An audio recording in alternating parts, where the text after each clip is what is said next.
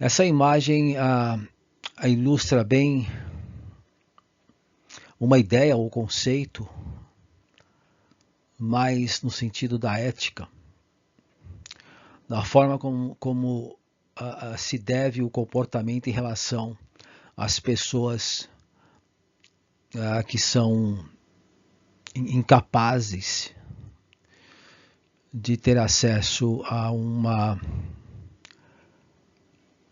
um grau de consciência maior em relação a si mesmas e por consequência, existem ou causa essa falha, né? Essa a gente chama de flaw em inglês, uma sequência de problemas no campo da moral, no campo da ética, das relações humanas especificamente. E mais ainda, por essa incapacidade ser irreversível, é necessário que haja essa conduta no campo da ética em relação à forma de desprezo e, na verdade, o objetivo especificamente visa ignorar essas pessoas absolutamente.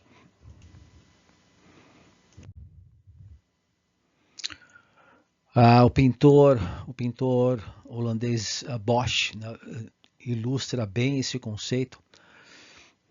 Aliás, a referência à psicologia, a palavra-chave é a palavra sombra, no próximo slide, na sequência. Eu vou citar algumas referências, mas aqui no caso, exatamente expressando a mesma forma, o Cristo passando ali, carregando a sua cruz, com os olhos fechados, pessoas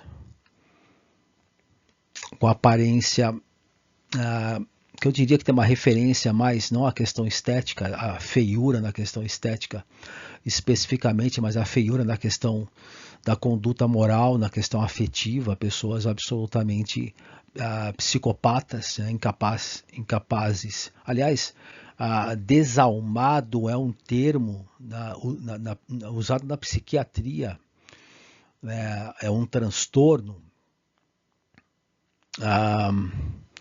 em referência às pessoas que não têm a capacidade e não têm afeto, a capacidade para sentir afeto, compartilhar afeto. Essa imagem teria exatamente o mesmo sentido, mas de uma forma muito mais não diria exata, né, mas mais artística, né? A pintura do Bosch fica bem evidente nas expressões, na perfeição que esse pintor capta na questão da referência da personalidade em relação direta à aparência da pessoa. Se é que são pessoas, né, ao redor ali. Enfim, esse quadro é absolutamente fantástico. Aqui a referência aos autores que trouxeram esse aspecto, vários trouxeram, mas especificamente à esquerda temos o Freud, absolutamente pioneiro, criador da psicanálise, trazendo toda essa questão do funcionamento, ele chamava de funcionamento do aparelho da alma, que em alemão é Seele, a alma como objeto, para entender o mecanismo do sintoma, das patologias, psicopatologias, ao centro Jung, que trouxe exatamente esse termo da sombra, os aspectos inconscientes que são rechaçados, rejeitados, expulsos da consciência, mas que permanece ativo, funcionando a revelia. E aquela frase até que engraçada, é melhor manter distância dessas pessoas. Melhor ainda, é melhor você sair correndo, porque William Donohue, esse teólogo americano à direita, explica bem essa questão da forma como os aspectos negativos psicológicos são projetados no seu mecanismo de defesa, projetados nas pessoas de uma forma absolutamente inconsciente. A pessoa ou o paciente não tem a mínima consciência e noção do que faz. Daí a gravidade desse tópico aqui, muito interessante, que é a questão da sombra.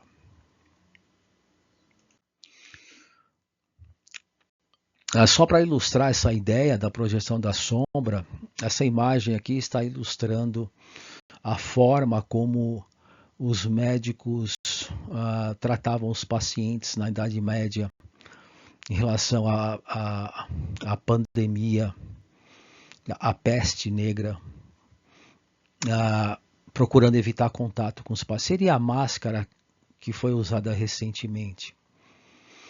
Então, só para deixar bem claro, ilustrando essa ideia da projeção, que é o mecanismo de defesa contra as pulsões inconscientes, talvez a mais usada, como está escrito nos livros de psicanálise. Então essa questão é tão interessante que, se uma situação imaginária absolutamente irreal, se a mídia propagasse a contaminação de um vírus, sendo que essa notícia fosse uma mentira, se fosse uma mentira irreal, as pessoas, essa é a questão cerne da questão, exatamente essa. Mesmo não vendo o vírus, nem no microscópio,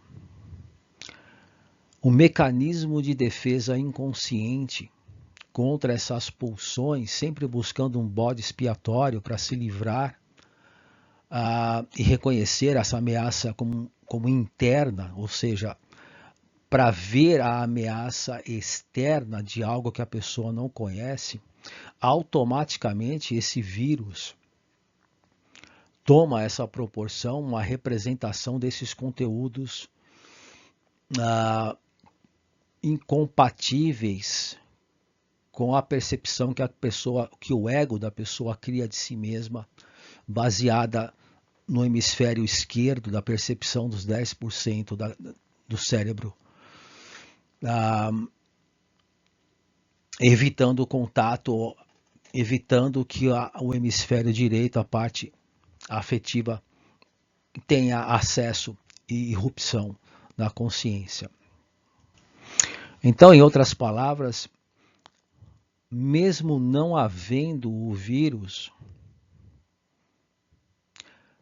sendo imaginário, o mecanismo do transtorno mental faz com que haja uma projeção desses conteúdos.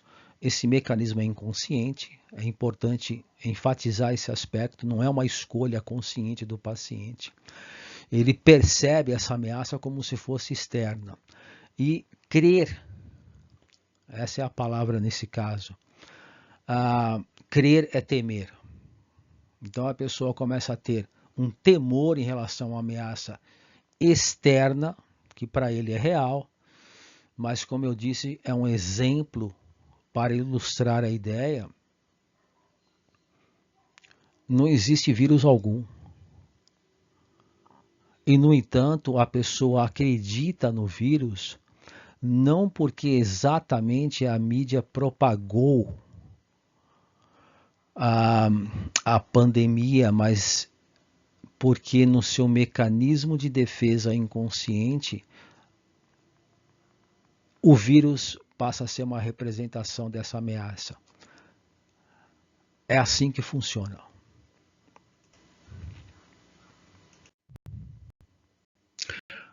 Aliás, num aspecto mais da sociologia, precisamente, é exatamente essa a possibilidade que o governo controla a população através do medo, como ilustra essa imagem. Essas duas imagens ilustram esse conceito.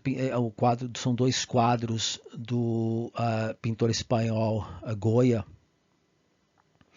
À esquerda, um burro lendo os escritos técnicos do Freud, vamos dizer assim, né? Ou seja, a imagem mostra que a pessoa vê a imagem correspondente exatamente o que a pessoa quer ver, do que está escrito ali, né? E à direita, a forma como a pessoa é mantida numa forma absolutamente alienada, causando essa dissociação entre pensamento e afeto. A pessoa perde a sua autonomia, espontaneidade, em razão da dissociação afetiva, que a inteligência artificial veio, né, exatamente para isso, para manter a pessoa absolutamente alheia à questão afetiva, e a pessoa se torna absolutamente vulnerável a qualquer tipo de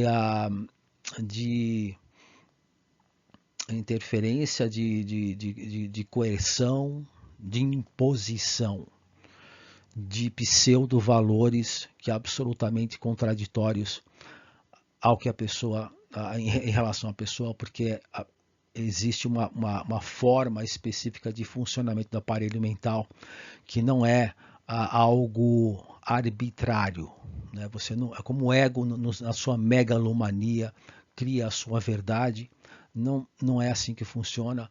A verdade inconsciente prevalece através dos sintomas e das doenças. A imagem à direita também é muito expressiva, causa um impacto muito forte. É como se a pessoa fosse alimentada pela uma utopia, em inglês é distopia, né? A distopia, uma leitura absolutamente equivocada e confusa em relação aos conteúdos inconscientes com a percepção distorcida, sempre buscando, assim é que funciona, sempre buscando uma forma para corresponder à confusão psicológica, à confusão mental. Como a sociedade, o mundo, né, hoje está, né, absolutamente psicótico, né, uma psicose em massa, absurda, e ninguém vê porque é inconsciente.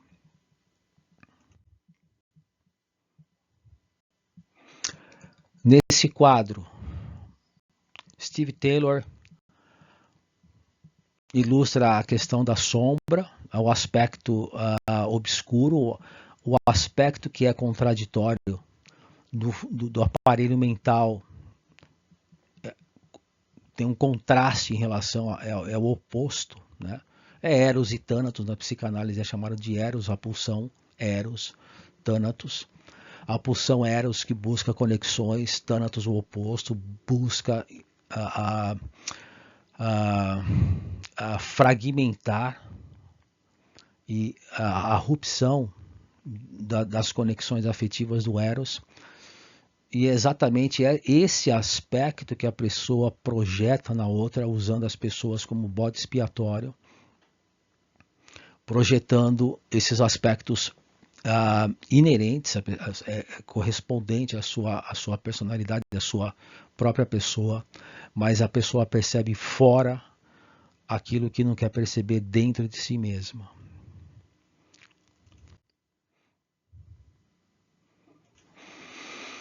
Acima nós vimos Freud, Sigmund Freud, Jung. O Freud era um médico neurologista, Jung era um psiquiatra, William Donahill era um teólogo, traduziu o Velho Testamento, absolutamente um impacto absurdo, né? O Velho Testamento é um livro sobre a medicina, fisiologia. O Novo Testamento é um livro sobre psicologia. E o Reich, o Wilhelm Reich, ele era um médico alemão. E ele abordou também esse aspecto em relação a como a forma do impacto da presença da pessoa, ele chamava de pessoa encouraçada, a pessoa absolutamente incapaz de sentir afeto, é uma pessoa morta, é uma pessoa que ela é o ser aí, ela repete e repete, é um papagaio, né? Um idiota que repete a mesma coisa todos os dias, que é um mecanismo de cristalização que o Edward Bernays, sobrinho do Freud,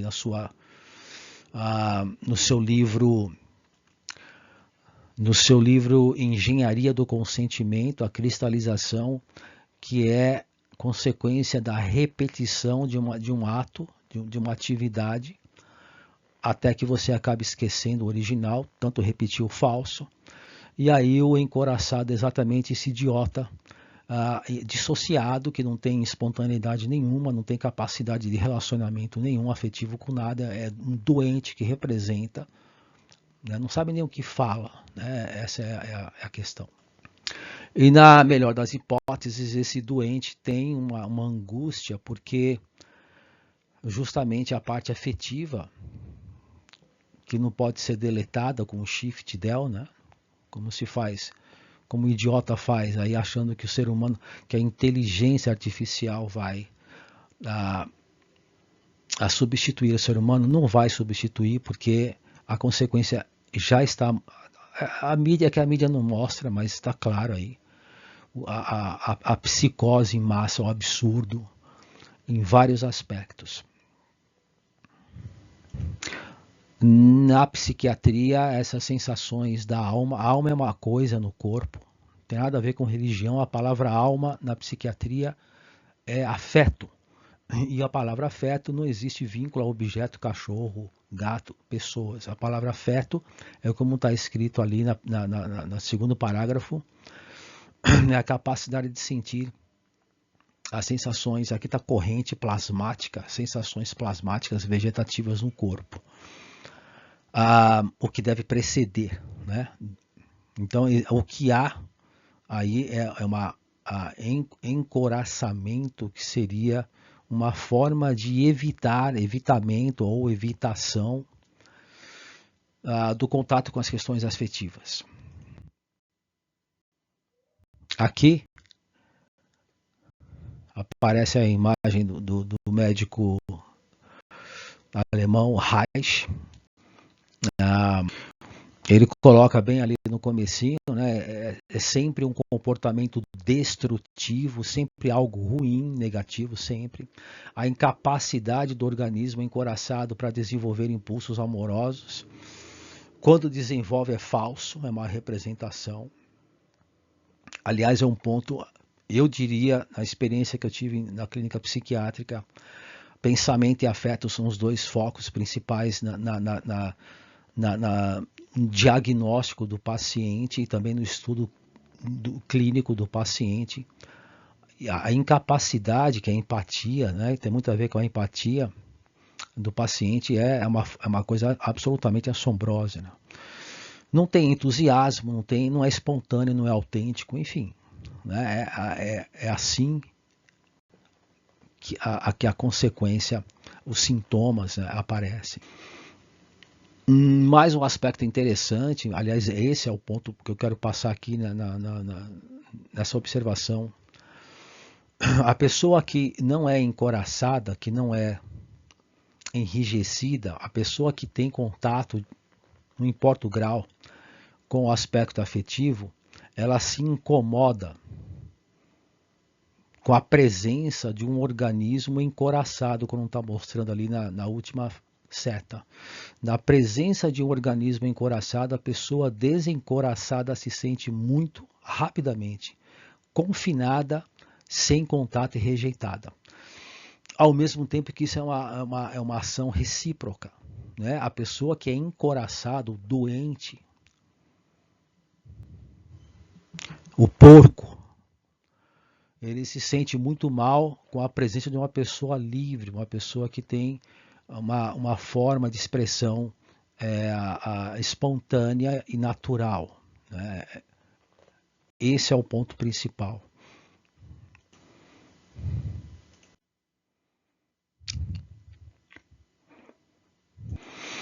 A Reich continua a questão a incapacidade do amor, né? O amor encontra uma barreira.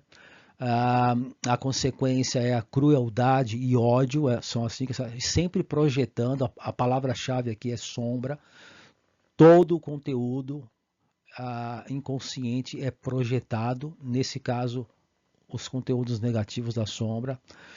Lá embaixo, mais abaixo ali, a coraça do corpo torna as sensações básicas do órgão inacessíveis, as sensações, a pessoa não sente o próprio corpo, né, o que seria um sentimento de bem-estar. A pessoa perde a sensação do próprio corpo e com ela a autoconfiança, que seria a consequência da questão de ser uma pessoa autêntica e natural.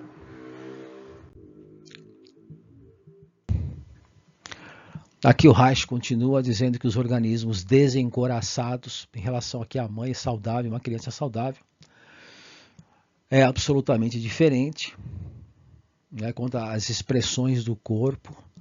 Atitudes de amor são exatamente tão racionais, fundamentos, enfim, mecanismos defensivos ao ódio, né, fundamento de expressão. Em relação, o que ele continua dizendo aqui é na questão do organismo encoraçado, a questão do ódio é um aspecto predominante.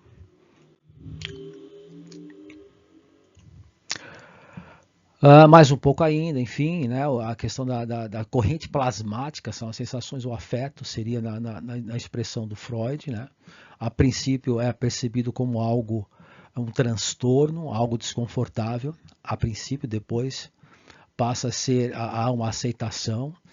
É realmente inacessível para um animal humano enrijecido, né? A capacidade de sentir essas sensações plasmáticas.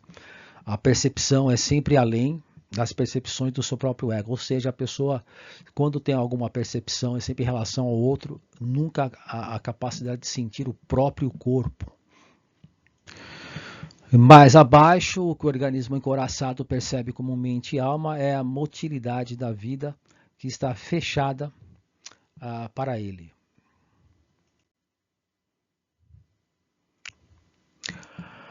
E para terminar, aí uma pintura Fuselier, né, o nome do pintor francês, Kate a louca, né?